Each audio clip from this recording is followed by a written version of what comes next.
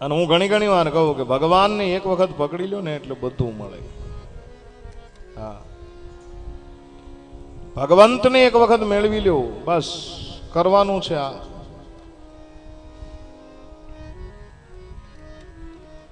તમારી નોકરી, ધંધા, વાડી, ગાડી, ફાર્મ હાઉસ, છોકરા, છૈયા, કુટુંબ, કબીલા કાંઈ કામ નહીં લાગે. બસ એક વખત ભગવાનને પકડી લ્યો એટલે બધું મળી જશે. આપણે ત્યાં એક કહેવત છે, એક સાધો સબ સાધે, સબ સાધે સબ જાય. એકને પકડી રાખો ને તો બધું મળે. બધાને પકડવા જાશો તો બધું કોઈ બેસશો.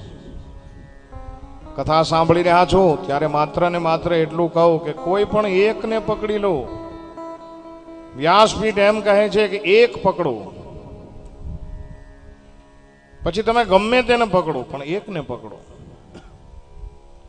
આપણા સમાજની તકલીફ એ છે, 10મા ધોરણમાં છોકરો કોઈ દી વાંચ્યું ન હોય, આટા માર્યા હોય, આખો દિવસ મોબાઈલ લઈ અને વોટ્સએપ ને ફેસબુક ને ટ્વિટર રચો પચો રહ્યો હોય, અને પછી એક્ઝામ ટાણે આપણે માનતા લઈ કે હે ભગવાન, મારો છોકરો જો હે ગણપતિ દાદા પાસ થઈ જશે તો હું તમને આટલા લાડુ ધરાવીશ.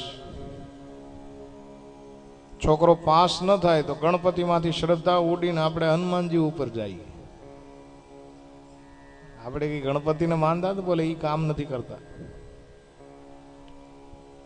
વળી પાછી આપણે માનતા કરી કે હનુમાન દાદા, છોકરાને જો નોકરી મળી જાય તો તમને 1 ડબ્બો તેલ ચડાવીશ.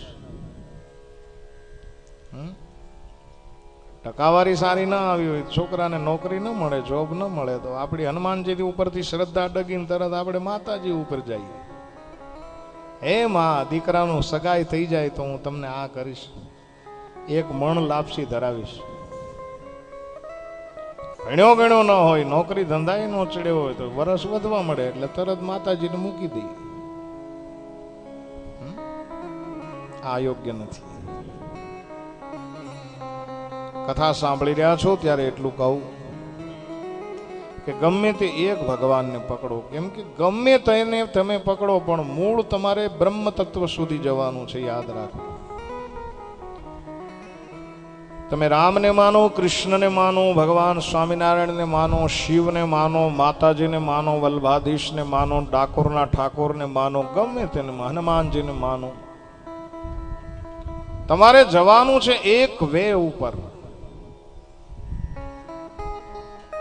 અને જેને એક મેવ બ્રહ્મ કહેવામાં આવે છે, જે તત્વ છે, પહોંચવાનું છે ત્યાં સુધી.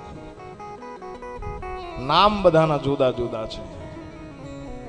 ભારત વર્ષની ઋષિ પરંપરા એટલી બધી ઉજળી પરંપરા છે કે જ્યારે જ્યારે શ્રદ્ધા ડગીના ત્યારે એક ભગવાનને મૂકી દીધા છે.